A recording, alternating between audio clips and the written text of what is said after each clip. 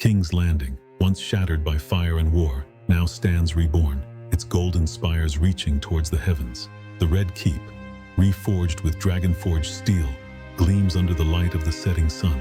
Shadows dance across the courtyard as Drogon, last of his kind, circles above, his massive wings casting an ominous shade over the city below.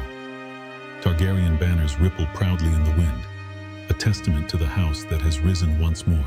From twin thrones of dragon-forged steel, the last Targaryens rule as one. Daenerys Stormborn, mother of dragons, and Jon Snow, once king in the north. Before them stretches a realm united, the Targaryen legacy reborn, fire and ice intertwined. Yet whispers of dissent still linger in the corners of Westeros, old grudges refusing to fade. Like a wraith in the night, Arya Stark moved unseen among the castle walls, the king's shield, her legendary blade ever at the ready.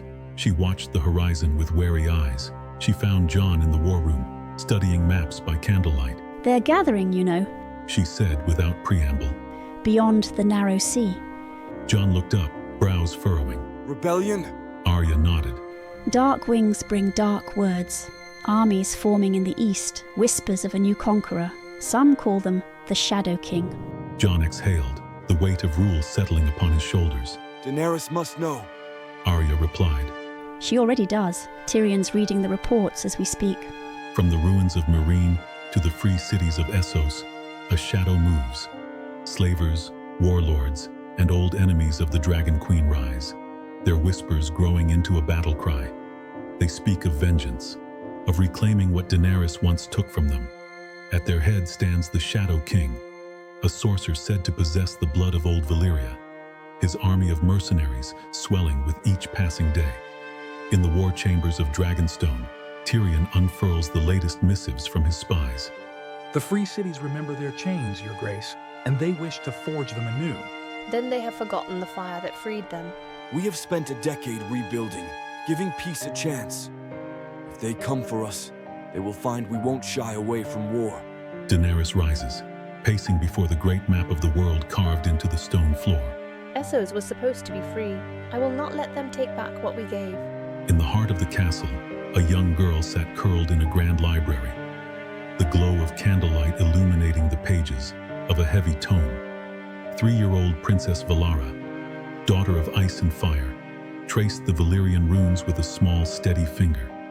At her feet lay a sleeping direwolf pup, Ghost's daughter, her fur as white as freshly fallen snow.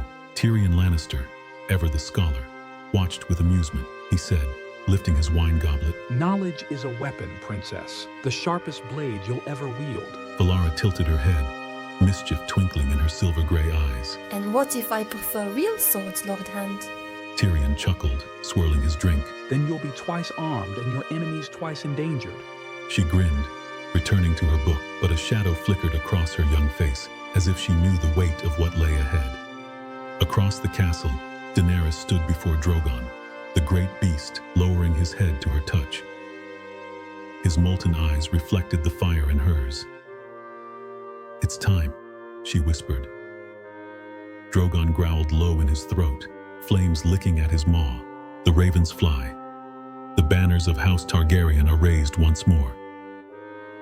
The ships of the realm set sail for the east, carrying the banners of the north, the Unsullied, and the Queen's Guard. Jon stands at the prow of his ship, Longclaw strapped to his hip, Ghost by his side. Above them, Drogon's roar splits the sky. Valyria watched from her high window as ships bearing the 3-headed dragon set sail across the Blackwater. She stood with her direwolf, small fingers gripping the stone ledge, a child still, yet already she knew. Power came with a price. The ships vanish beyond the horizon. Their destination, war. They land upon the shores of Volantis first, their fires burning bright in the night. But beyond the gates, the enemy waits. The war is waged in blood and flame. The Shadow King's army strikes first, legions of sellswords clashing with unsullied steel. In the skies above, Daenerys rides Drogon into battle, flames engulfing the enemy ranks. Jon, leading the ground charge, fights like a man possessed. The lessons of the North and the battles against the dead have made him more than just a warrior. He is a force of nature. The tide turns. The battle ends not in a single decisive strike, but in a storm of dragonfire and steel. The Shadow King stands upon the final wall of his crumbling fortress, his eyes burning with fury as Drogon descends. Dracarys said, "Daenerys, the fortress burns. The rebellion is crushed. The war is won. The banners of House Targaryen return to Westeros, stained in the blood of their enemies, but victorious. The great bells of King's Landing toll, not in mourning, but in celebration. The city erupts into festivity as the Queen and King return home. In the great hall of the Red Keep, a grand feast is held. Lords and ladies of all the great houses raise their goblets in honor of the realm's victory. Daenerys, raising her cup, to those who fought for peace, to those who never wavered, and to the realm we have built together. Jon, to the future." At their feet, Valyria watches with quiet wisdom beyond her years. Far above, Drogon's sword, fire streaking the night sky. Below, steel marched as banners flew high. "Our family's strength has always been more than just dragons, my love," Daenerys murmured. "It's in our ability to endure, to rise." Valyria looked up at her mother. "Like you did." Daenerys pressed a soft kiss to her daughter's head. "With help from those who believed in me, the Targaryens ruled once more, not with chains, not with fear, but with love. The wheel had not been broken, it had been reforged. And so the Targaryen legacy continued, its fire burning anew,